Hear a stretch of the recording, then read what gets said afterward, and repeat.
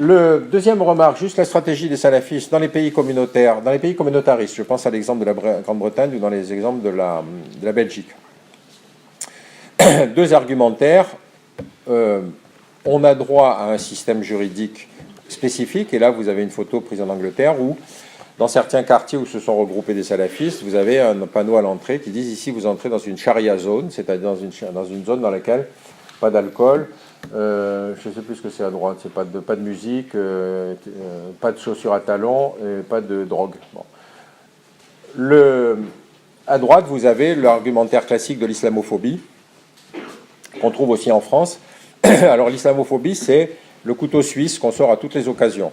Pourquoi je vous dis ça? Parce que moi, quand je faisais l'enquête sur la contre-radicalisation en France, donc, ce qui me frappait, c'est le processus d'intégration des Français de culture musulmane. C'est-à-dire qu'aujourd'hui, vous avez des acteurs de cinéma, des écrivains, des banquiers, de tout ce que vous voulez, qui sont des gens dont vous savez par leur nom qu'ils sont d'origine musulmane. Mais tout à coup, on leur dit, quand il y a des attentats, sortez votre carte de musulman pour condamner. Le type, ils disent, attendez, moi, je n'ai jamais utilisé ma carte de musulman, pourquoi voulez-vous que tout à coup, on m'interpelle en me disant, vous êtes musulman, vous devez répondre. Donc ces gens-là, c'est un processus d'intégration silencieux. Par contre, évidemment, on est très intéressé par ce qui se passe chez les salafistes. Alors, qu'il y ait de la discrimination en France, c'est une chose, mais qu'on en fasse une espèce de thématique politique, pour dire, il y a de l'islamophobie un peu partout. Je vous raconte un épisode que j'ai vécu. Quand je faisais le rapport sur quelle politique de contre-radicalisation en France, j'appelle le collectif contre l'islamophobie en France. Et je leur dis, je voudrais vous rencontrer parce que je voudrais avoir votre opinion sur ce phénomène de radicalisation. Il y avait eu les épisodes Mera, Nemouche, etc. Donc, et la fille qui est porte-parole me dit, ah non, nous, ça ne nous concerne pas, seuls les actes islamophobes nous concernent. Enfin, quand il y a un épisode comme Mohamed Merah, c'est évident que vous devez faire un communiqué, etc. Elle me dit, non, ça ne nous concerne pas. Seuls les actes islamophobes nous intéressent. Je dis, c'est marrant, quand je parle avec vous, j'ai l'impression de parler avec le CRIF. Alors, il y a eu un grand silence quand j'ai dit ça. Et j'ai dit, mais quand vous avez un juif radical et un musulman intégriste qui se tapent sur la gueule, c'est de l'islamophobie ou c'est de l'antisémitisme? Comment est-ce qu'on fait? C'est le premier qui déclare qui a gagné. Et à ce moment-là, elle a raccroché, je ne sais pas pourquoi. Et donc, on est dans ce système où, si vous voulez, il y a ce que Keppel appelle des entrepreneurs politiques, c'est-à-dire des gens qui disent, attention, tout ce que vous dites est de l'islamophobie.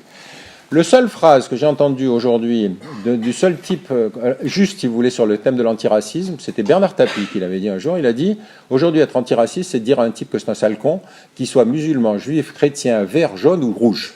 Ça, c'est le véritable antiracisme. C'est-à-dire de traiter un individu, non pas pour ce qu'on suppose qu'il y serait, mais pour ce qu'il est effectivement. Et ça, c'est très important. C'est un renversement complet de la problématique. Et évidemment, ce n'est pas l'islamophobie qui va expliquer que la société française est une société islamophobe. C'est faux. Quand vous pensez que la Commission des droits de l'homme, la France est épinglée à cause de la loi sur les signes religieux à l'école par une commission qui est présidée par l'Arabie Saoudite, vous dites qu'on est quand même dans un monde un peu à l'envers, quoi. Alors, dans les pays laïcs, donc c'est ce que je vous disais, c'est le thème de l'islamophobie. Donc, vous aviez un moment sur le site de Collectif contre l'islamophobie, une espèce de mur des cons, comme celui qu'on a eu pour le truc de la magistrature. C'est-à-dire, vous aviez un panel, je ne vais pas relever, mais vous aviez tous les hommes politiques que le Collectif contre l'islamophobie en France considérait comme des islamophobes, parmi lesquels vous aviez évidemment Manuel Valls, vous aviez Marine Le Pen, vous aviez un peu tout le monde. Donc, cette technique, si vous voulez, qui est celle des salafistes, consistant à dire nous sommes victimes, est une technique qu'on retrouve chez tous les radicalismes religieux, hein, ils sont tous toujours victimes, mais ça on en parlera, si vous voulez, dans une autre circonstance.